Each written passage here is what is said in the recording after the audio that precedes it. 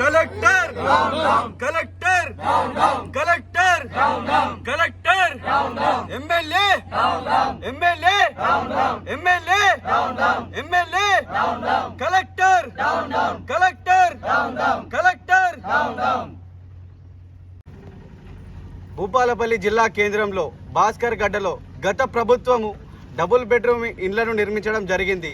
దాని మీద కొన్ని అవకతవకలు జరగడం వల్ల గత ప్రభుత్వం ఇచ్చిన లిస్టును ఈ ప్రభుత్వం వచ్చినాక పక్కకు పెట్టి మేము మళ్ళీ వెరిఫికేషన్ చేస్తా అని ఇక్కడున్న శాసనసభ్యుడు ఎన్నికైన తర్వాత చెప్పడం జరిగింది. ఇక్కడున్న శాసనసభ్యుడు ఎన్నికై దాదాపు 6 నెలలు గడుస్తూ ఉన్నది. మరి ఇక్కడ మా బతుకులు రోడ్ల మీద పెట్టి నువ్వు ఏసీ కార్లల్లా ఏసీ బంగ్లాలల్లా తిరుగుతూ ఉన్నావు. ఇలా మాకు ఇండ్ల కిరాయికి వెళ్తలేదు, నీళ్ళకి వెళ్తలేవు. మేము మా తండ్రో మా తల్లిలో చనిపోతే కిరాయి ఇండ్ల కాడ పెట్టనిస్తలేడు, మా ఆర్థిక స్తోమత గట్టిగా లేదు అని ఎమ్మెల్యేకు మూర పెట్టుకున్నా ఎమ్మెల్యే పట్టించుకుంటలేడు. జిల్లా కలెక్టర్ కార్యాలయం ఎదుట ధర్నా చేసినా కలెక్టర్కు చలనం ఉంటలేదు. మరి ఏమైతుంది ఈరోజు అధికార పార్టీ?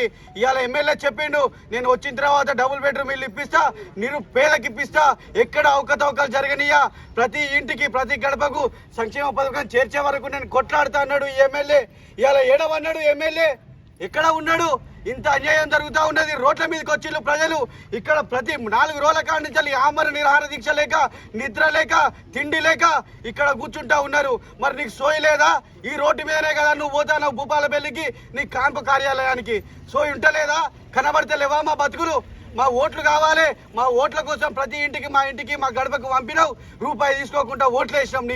నిన్ను గెలిపించి 50,000 మెజారిటీని ఇస్తే నువ్వు మా బతుకులను రోడ్డు మీద పెట్టినావు. దీనికోసమా నువ్వు చేసింది? నీ రాజకీయ స్వలాభాల కోసం నువ్వు మా ప్రాణాలను, మా భూములను, మా జాగలను, మా ఆస్తులను ఈ రకంగా దుర్వినియోగపరుస్తూ ఉన్నావు. ఎమ్మెల్యే గారు మీరు దీన్ని మానుకోవాలి. తక్షణమే ఏదైతే ఎలిజిబుల్ లిస్ట్ రిలీజ్ చేశావో దాన్ని తక్షణమే ప్రకటించాలి.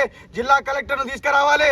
ప్రతి ఇంటికి ప్రతి గడువుకు ఎవరికి ఏమైతే హామీలు ఇస్తా అన్నావో ఇక్కడ ఉన్న ప్రతి సామాన్యుడికి ఇళ్ల పట్టాలు ఇస్తా అన్నావు.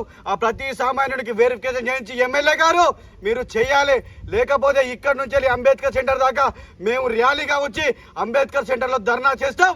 నీ కలెక్టర్ ఆఫీసు, నీ ఎమ్మెల్యే ఆఫీసును ముట్టడిస్తామని ఈ వేదిక ద్వారా చెప్తా ఉన్నా.